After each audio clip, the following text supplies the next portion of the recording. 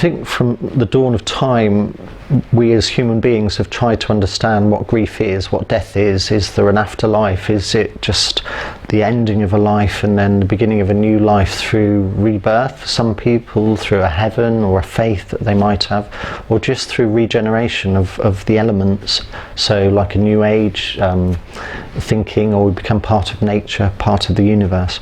So for everybody it's different, but I think some of those basic questions come up when we experience a death. Who am I? What am I doing here? What's the point of life?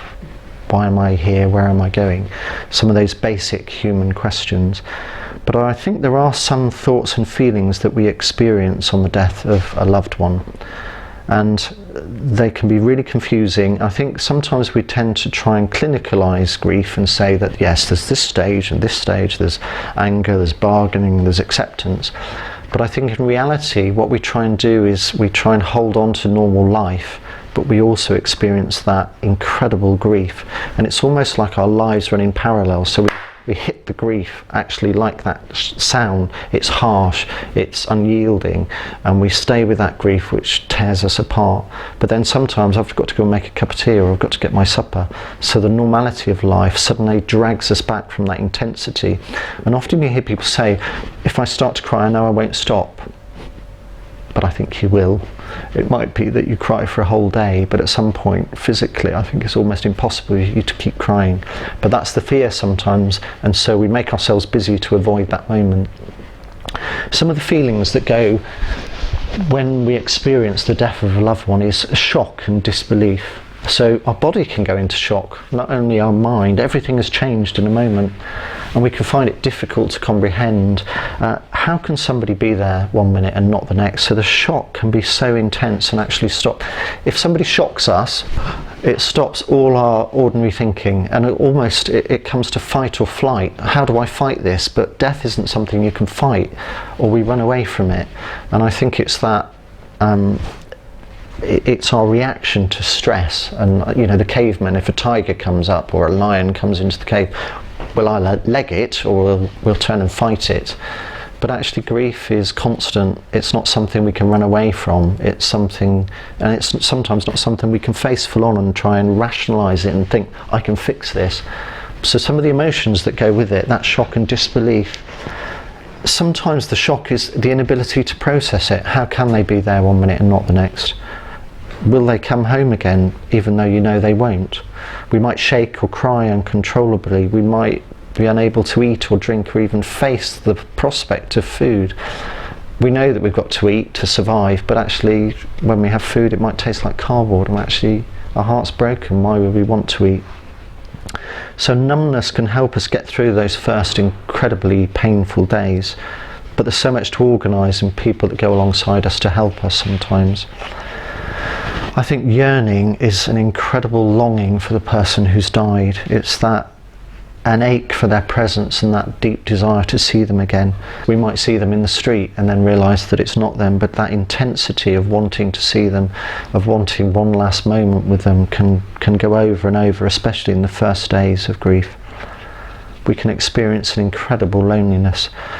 It's like a feeling you've never had before. I think sometimes we seek to be alone. You know, if you're in a relationship, you think, oh, I just need to be on my own for a bit.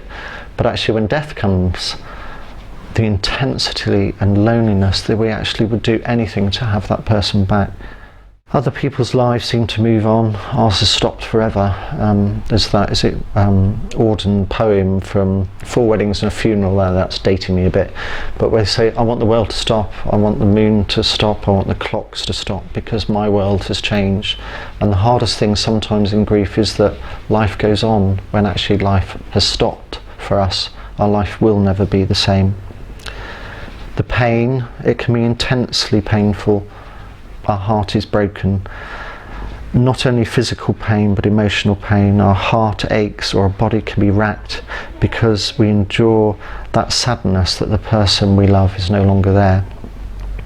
Guilt can accompany a death. It seems strange, but did we do enough? Maybe we could have been kinder. Maybe we lost our temper. I remember seeing somebody who had an argument the night that their husband died because he wouldn't eat his sandwich, and then he died during the night. And then, even though they had 42 years of marriage together and grandchildren and a happy life together, that intensity and that memory, if only I hadn't argued in the last moment, would he know that I loved him?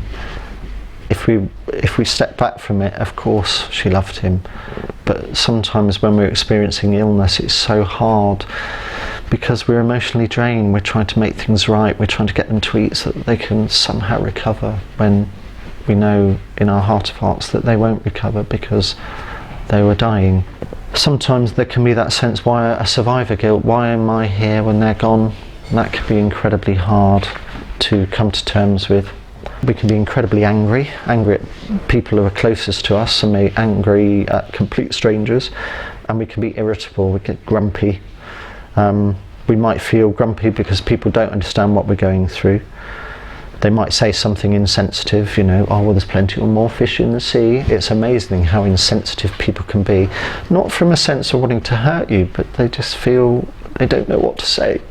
So sometimes saying, I really don't know what to say, is enough, but sometimes we can be a bit awkward in how we respond to somebody who's hurting, and that can be hard for us when we're grieving to cope with. We might feel that people are insensitive.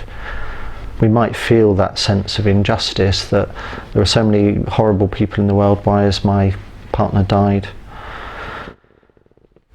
Not everyone who has experienced bereavement will experience anger, but it might be something just to be aware of if it comes up, and especially if you're not angry or irritable usually, it might be an unknown sort of emotion that comes up. Well, I'm not usually like this, but actually that can be part of the grieving process.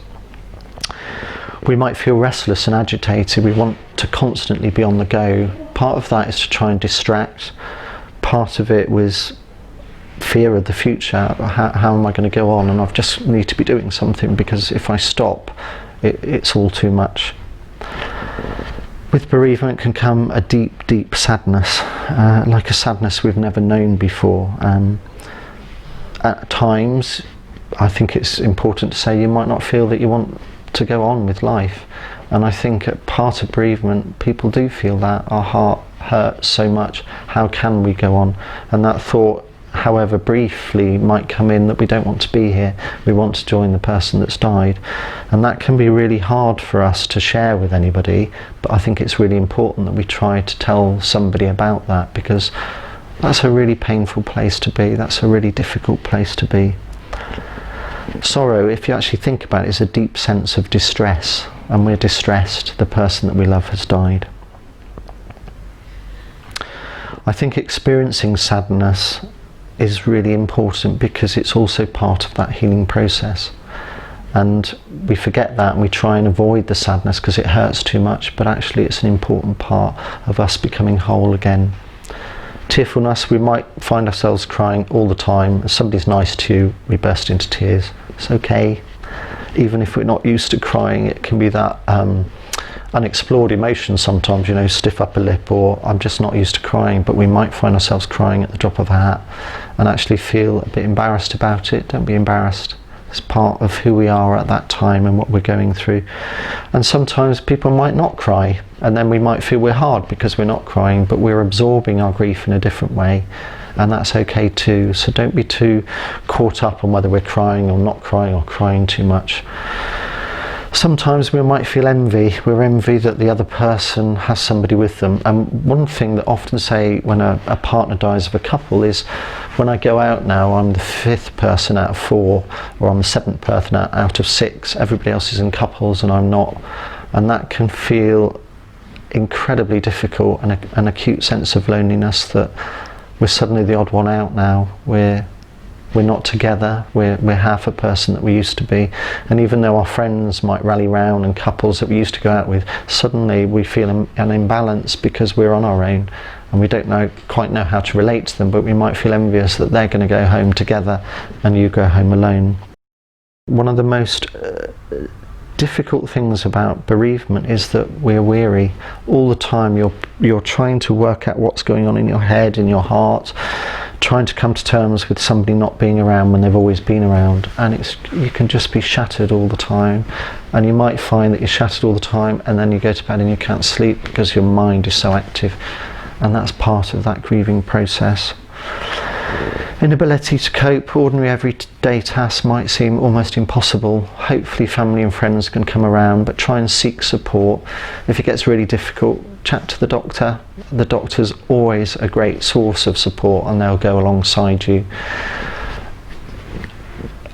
Looking online is a really important source. There'll be other sort of bereavement support that you can find online. I think that's really important to emphasise, and also books. We've produced a booklet, and hopefully it will guide you through some of the things that you might experience when you're going through grief and after a bereavement. One thing, especially in the early days, can be flashbacks. If they've been in pain, or we haven't been able to talk to them before, or we've left things unsaid, sometimes we can flash back and go through it time and time again. It keeps going round and round in our head. Sometimes to take it out of our head, share it with somebody, or to write it down can be really helpful to break that circle of flashback, and they call it rumination. We keep ruminating, we keep going over and over the same thing. Sometimes to write it out, even if we write the same thing time and time again, that's okay.